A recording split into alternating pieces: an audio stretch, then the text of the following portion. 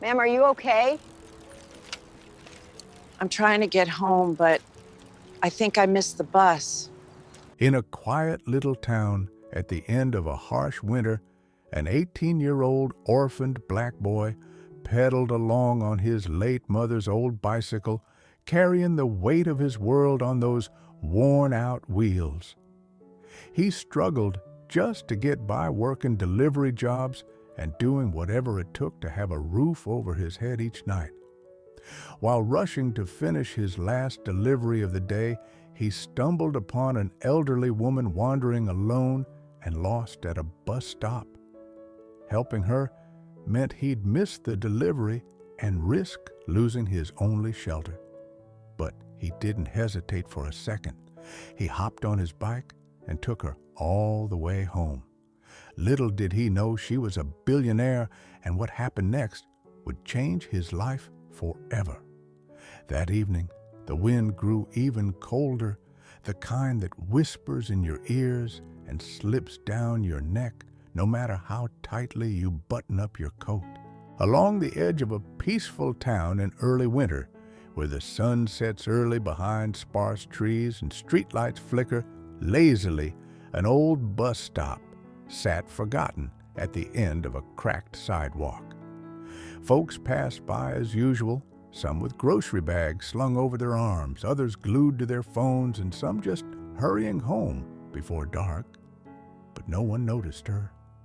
The elderly woman stood alone, wrapped in a well-worn beige wool coat that had seen decades, her silver hair peeking from under a faded hat, her small hands clutching an old leather purse as she turned to watch every passing car, hoping one might be hers. Her lips moved softly, mumbling about the number 12 route, about a street that didn't match any around here. Every few minutes, she'd step toward the curb, only to pull back with a look of confusion washing over her face. Not far from her, a young man named Jamal paused to take a drink from his dented metal flask. He was just 18, his frame lean from hard times and hunger, wearing a faded hooded jacket that had weathered too many winters and shoes held together more by habit than craftsmanship. His old bicycle leaned against the bench behind him. The chain was rusty, the pedals squeaked, and the rear rack looked like it might give way if pushed too hard. That bike had belonged to his mother, and after she passed it, became his only way to make a living, zipping around town, delivering small packages, groceries, medicines, anything folks needed. The pay barely covered his days, but Jamal worked with a sense of urgency that kept him going. That night, he had one final delivery before 8 o'clock. One last errand, and if he pulled it off, he'd have enough to cover his rent for another week. If not, the landlord had made it clear the key wouldn't fit the lock come morning. Jamal tightened the strap of his delivery bag across his chest, ready to head out, when he caught sight of the elderly woman moving near the stop. There was something in her quiet stillness that struck him not like someone waiting, but like someone truly lost. She turned around, scanning her surroundings, then looked down at her feet as if they were strangers to her. She mumbled something, took a half step forward, then stopped. Jamal hesitated, the weight of the clock ticking louder in his chest. Every minute counted now, the difference between staying warm and facing the cold streets hinging on that one delivery. But then the wind shifted, carrying her frail, trembling voice to him, unmistakable in its fear. Willow Street, or maybe Garden Road, or was it the number 12 bus? Her words fell like scattered leaves, and it seemed no one else even heard. For some reason he couldn't explain, Jamal stepped forward, wheeling his bike beside him. "Excuse me, ma'am," he said gently, not wanting to startle her. "Are you all right?" She blinked at him, uncertain, like gazing into a distant memory. "I'm trying to get home," she said, her voice soft and melodic. "But I think I missed my bus. Or maybe it missed me." Her laugh was small and brittle like glass about to shatter. Jamal nodded slowly. "Where do you live? Maybe I can help you get there." She looked down at her purse, fumbling through it aimlessly. A handkerchief appeared, a capless lipstick, some coins, a button, a bus ticket from 2 days ago, but no address. Jamal's heart tightened a little. Then something caught his eye. A delicate silver chain wrapped around her neck, and at its end, a small oval locket rested on her coat. He leaned in closer, squinting. There, engraved in elegant script on the back of the locket, were the words, "Margaret Thompson, 48 Oak Hill Drive, North Side." He held his breath. Oak Hill. He knew that area way out on the edge of town, nearly 2 hours by bike and mostly uphill. For a moment, his mind flashed back to the clock. He'd miss the delivery. He'd lose his room. He'd be sleeping in the cold tonight. But looking into Evelyn's gentle, clouded eyes, seeing the childlike trust forming just because he'd stopped to ask, he knew he couldn't walk away. Some choices carry more weight than others, even if they don't make sense on paper. He managed an awkward smile. "It's a bit of a ways, but I think we can manage," he said softly, helping her onto the back of his bike. He tied his spare scarf around the seat and draped his jacket over her shoulders. "Hold on tight. We'll take it slow." She chuckled a bit, dazed but grateful, and said, "You remind me of someone. My grandson used to wear shoes like that, always scuffed, always proud." Jamal didn't correct her. He just nodded and started pedaling slowly at first, then steadily, as they left the town's lights behind. The sky turned lavender, then gray, and then even darker. The road was steep, winding, and seemed endless, but Jamal kept going, each pedal stroke echoing with purpose. Behind him, Evelyn hummed a tune, sometimes whispering, sometimes pausing to ask where they were, then forgetting the answer. Moments later, each time he answered as if it were new, "We're getting closer. Don't worry, just over the next hill." The wind picked up and the streetlights grew sparse, but he pressed on. They passed frosty fields, crossed bridges lit only by moonlight, and stopped once for Evelyn to catch her breath. He bought her a hot cup of tea from a roadside gas station with his last dollar, and she insisted he take the first sip. "You need it more than I do," she said with a gentle firmness that reminded him of his mother. When the gates of 48 Oak Hill finally appeared, freshly painted white, with peeling edges and ivy climbing the bars, it was nearly 9:30 at night. Jamal's legs ached, his hands were numb, but he sighed with relief. He knocked on the door once, then again, and after a moment, an older man in a work coat answered. His expression shifted from alarm to disbelief as he saw the woman behind Jamal. "Mrs. Evelyn, oh my goodness, where have you been? We've called the hospitals." Evelyn looked around and blinked. "I went for a walk or a bike ride, I suppose." She smiled at Jamal. The man thanked him profusely, his voice shaking. "Please, come in, warm up, and have something to eat. Let us take care of you." But Jamal shook his head, tired but content. "No need. I should get back before it gets any colder." He scribbled his phone number on a torn receipt and handed it over, just in case she needed help again. And with that, he turned his bike and pedaled into the darkness, unaware that his room was already locked and his bed replaced by a storage floor, but also unaware that something far more meaningful had just begun. When Jamal reached the town's edge again, the streetlights had dimmed and the warmth from that tea at the gas station had faded from his hands. His fingers were stiff and every pothole jolted through the handlebars into his bones. But he didn't complain. The ride back was quieter, lonelier, in a way without her soft voice behind him or the gentle weight of someone trusting him to keep going. By then the wind had risen, howling through the bare branches and bringing the first bite of true winter. The air carried scents of wood smoke, cold metal, and something bitter that always lingered after 9 p.m. Jamal rode past the last row of houses to his boarding house, a narrow 2-story with peeling paint and a porch light that never worked. He quietly parked his bike, climbed the steps, and reached into his pocket for the key, but found only emptiness. At first he thought he'd just grabbed the wrong thing, but after checking every pocket, every seam in his jacket and jeans, it became all too clear. The key was gone. He knocked lightly, hoping the landlord was still up, but no lights came on. He knocked again, louder. Nothing.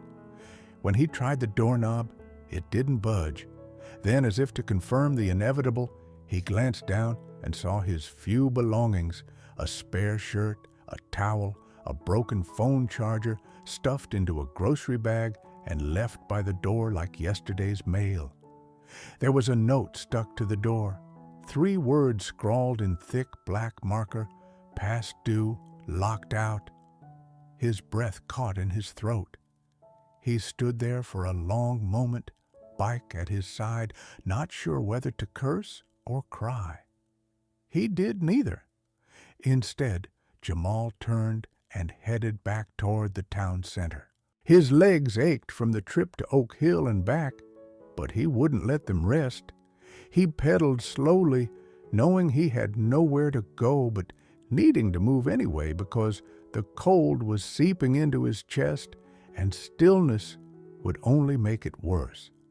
Around midnight, as he passed the alley behind Johnson's Market, a small corner store where he occasionally helped restock shelves for a day's old bread and a few dollars, the owner, Mr. Harris, was as kind as older men get, with kids they see struggling without asking for help. Gruff, but never mean. Jamal parked his bike behind the dumpster, knocked once on the back door, and waited. A light flickered inside. A few seconds later, the door creaked open, and there stood Mr. Harris in a heavy robe, holding a steaming mug of something strong. He looked at Jamal, shivering and with hollow eyes, then sighed. "Rent not paid?" Jamal shook his head. "Mister." Harris glanced up at the sky as if waiting for a higher power to intervene, then stepped aside. "Yeah, the storage room's dry and there's a cot in the corner. Don't touch the liquor crates and don't freeze on my watch." Jamal nodded, murmuring, "Thanks," and stepped inside. The storage room smelled of cardboard and citrus, the only warmth coming from an old radiator groaning like it was complaining. Jamal didn't mind. He pulled the blanket around his shoulders and collapsed on the thin mattress, his limbs heavy, his chest sore, but his heart strangely at peace. For the first time in weeks, he wasn't afraid to close his eyes.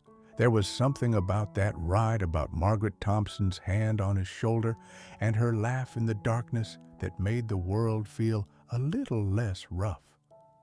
He drifted off to sleep, not thinking of the locked door behind him, but of that silver locket, the quiet roll of tires on gravel, and her voice saying, "You remind me of someone I loved." Outside, the wind howled against the store walls, but inside, Jamal slept soundly, unaware that miles away, a woman sat by her kitchen window, now fully alert. In her lap was the coat she'd worn that night, and in her hand, a torn receipt with a phone number scrawled in uneven blue ink. Margaret Thompson, no longer lost in the fog, stared at the paper and whispered his name like a prayer, the first warmth she'd spoken in that quiet house in years. Morning arrived in a hush, pale and hesitant, as if the sky wasn't sure whether to wake up or not. A soft gray light filtered through the dusty window of the room behind Johnson's Market, falling on Jamal's still form, curled under the thin blanket. The cold clung to the walls, slipping through the old doorframe and wrapping around his bones. But he didn't stir. Not yet. His body ached in that deep way after a long night on a hard bed, but deeper still was the heaviness in his chest from too many days of just scraping by. When he finally rose without a word of complaint, he folded the blanket, neatly tucked it against the wall, and quietly made his way to the front of the store, his rubber soles silent on the linoleum floor. Mr. Harris was there as usual, carrying himself with the stern resolve of a man who's long learned that steadiness is a form of faith. He grunted at the sight of Jamal, then slid a banana and a half-warm cup of coffee his way. No words needed, just a quiet understanding that meant more than any conversation. Jamal took the banana with a soft thanks, peeled it slowly, and stood by the window watching the town come to life. Steam rose from the hoods of parked cars. Kids trudged along the sidewalks, backpacks in hand, and somewhere in the distance a dog barked once and fell silent. It was just an ordinary day, an ordinary morning like any other, until a black car pulled up. It was the kind of car that didn't belong on these streets, too sleek, too quiet, gliding to the curb like it was answering a call. A tall, slim man stepped out, his coat far too fine for a town like this, his shoes unscarred, his posture calm. He glanced at a paper in his hand, then straight through the store window, his eyes landing on Jamal as if he knew exactly where to find him. When the bell on the door jingled and the man entered the room, seemed to shrink around him. "Excuse me," he said, his voice smooth, but waited. "I'm looking for a young man named Jamal." Jamal turned from the window, startled for a moment. "That's me," he said cautiously. The man's expression softened with relief. "Mrs. Margaret Thompson sent me," he said. "She asked me to find you. She remembers everything and wants to thank you. She insisted." Mr. Harris paused mid-sip of his coffee, but said nothing. Jamal looked at the man, then down at the receipt in his hand, his own handwriting, the number he'd jotted down before riding into the dark. It was just a lifeline. He never thought it would be used. David, after introducing himself, held the door open and gestured to the car. "She is waiting if you'd like." Jamal hesitated, a flicker in his eyes. The thought of returning to that house, stepping into a world that wasn't his, felt like standing barefoot on the edge of a polished dance floor. He was just a delivery boy with nowhere to sleep, no family, no finish line. He'd done the right thing. That was it. "I just wanted to make sure she got home safe," he said quietly but firmly. "That's all." David looked at him for a moment, neither annoyed nor pleading. "And you did," he replied. "But she believes you gave her more than just a ride. She says you brought back a sense of herself. She'd like to tell you that in person." Jamal glanced at Mr. Harris, who shrugged with the indifference he used to mask concern. "Go on," he said. "My door's here if you need it." With a breath that filled his chest, Jamal nodded and followed David outside. The drive to Oak Hill was magical in the daylight. The trees that had loomed like shadows last night now stood tall and still like silent guardians of a hidden path. The turns seemed shorter, the hills less steep. But Jamal remembered every stone, every incline etched into his memory by his legs. When they arrived at the estate, it wasn't a monument anymore, but a familiar memory. softened by the hours. David led him through a side entrance into a sunlit room filled with old books and a peaceful warmth. There, seated by the window, was Margaret Thompson, not the bewildered woman from last night, but someone entirely different. Her eyes were sharp, her hair neatly pinned, and when she saw Jamal, a smile lit up her face like a cry, echoing through the mountains. "You," she sighed, her voice trembling just enough to show it was real. "You brought me home." She took his hand, her grip light but firm. "I remember it all, every street, every word. You didn't treat me like a stranger. You made me feel safe." Jamal bowed his head, not knowing what to say, the praise feeling too big for such a simple act. But Margaret Thompson wasn't done. She leaned forward, her eyes searching his. "I don't know your story, but I'd like to, and if you have nowhere to go, I'd be honored to offer you a place here, not just for tonight, but for as long as you'd allow. This house has too many rooms and not enough kindness. Would you change that?" Jamal blinked the offer, catching him completely off guard. It's generous, more than generous, but something in him resisted. He stepped back, his voice low but steady. "You're truly kind, but I didn't do this for anything in return. I just wanted you to be safe, that's all." Margaret Thompson's eyes didn't waver. "And that's exactly why I want you to stay." He didn't answer right away. The silence between them stretched gentle but uncertain, filled with feelings neither could name. And though Jamal would return to the market that night, sleep in the storage room, and wake to the same chill, something had shifted. He'd been seen not for what he lacked, but for what he carried. A quiet, steady light that shows up even when no one's watching. And far from that sunlit room, Margaret Thompson sat with a heart a little less lonely, ready for tomorrow, when she'd give again, not out of charity, but out of recognition. Because sometimes family isn't where we're born, it's where we choose to walk home together in the dark. The next morning dawned softer, brushed with faint streaks of pale gold piercing through the fading clouds, as if the sun itself was hesitant to disturb the quiet. In the back room of Johnson's Market, Jamal was up early, as always, sweeping the floor and stacking crates neatly, his mind too busy with his visit to Margaret Thompson the day before to focus on the routine. He replayed her words from the night, each syllable lingering like the final notes of a hymn that wouldn't fade. Her presence hadn't filled the room, it had warmed it. But Jamal still didn't know what to do with such a gift. He'd never received anything given so freely, so tenderly, and certainly not from a stranger. Looking at him without judgment, only hope. As he set down a can of peaches, the bell on the door rang, not with the impatient jingle of a regular customer, but a soft, familiar chime.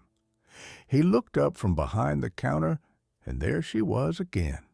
Margaret Thompson this time, without a driver, without her fancy coat, just a neatly wrapped scarf over her shoulders and a small leather bag tucked into her pocket.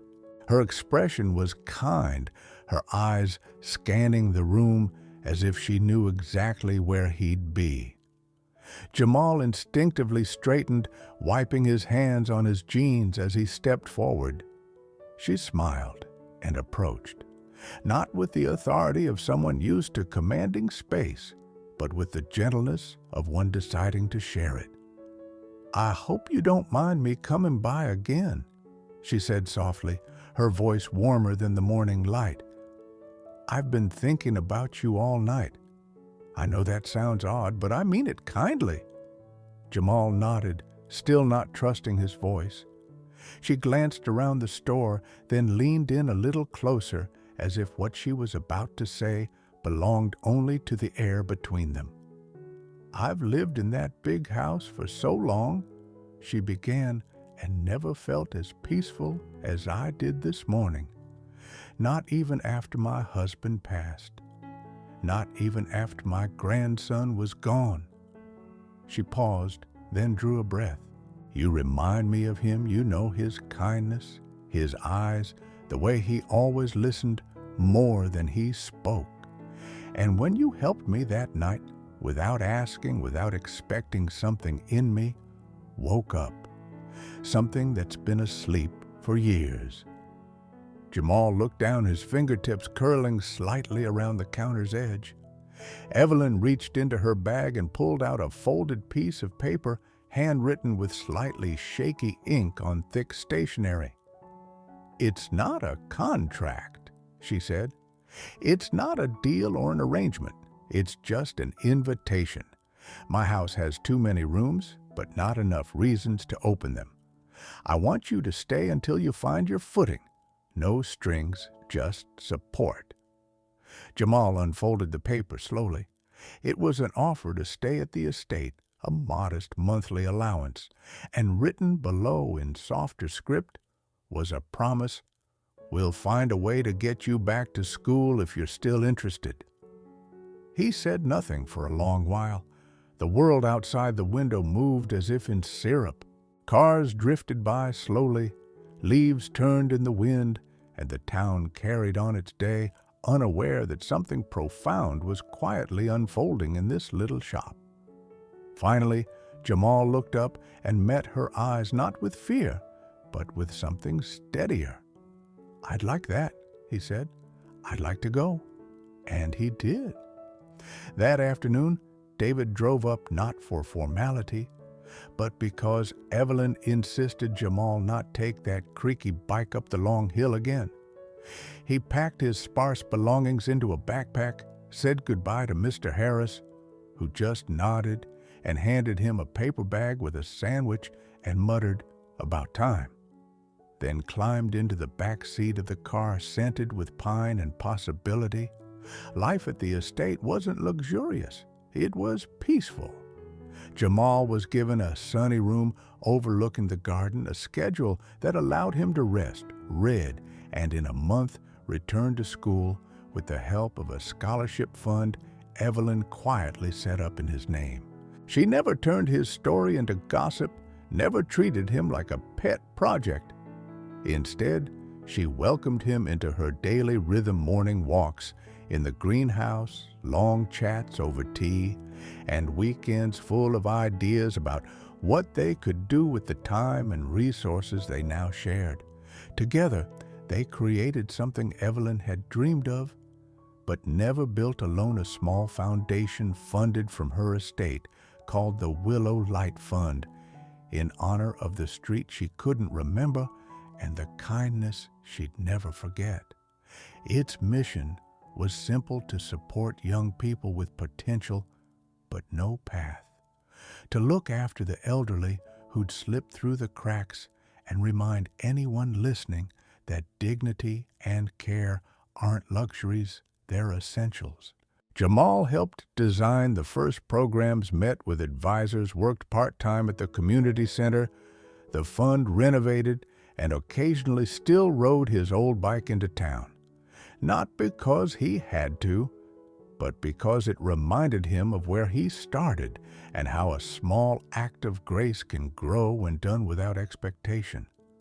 And each time he passed that bus stop where it all began, he'd slow down a bit, look up at the sky and smile. Because sometimes you don't find home, it finds you. And sometimes all it takes to change the course of a life is the willingness to stop, to truly see someone, and to go a little further than planned. Join us in sharing meaningful stories by hitting the like button and subscribing. Don't forget to turn on notifications to start your day with profound lessons and genuine empathy.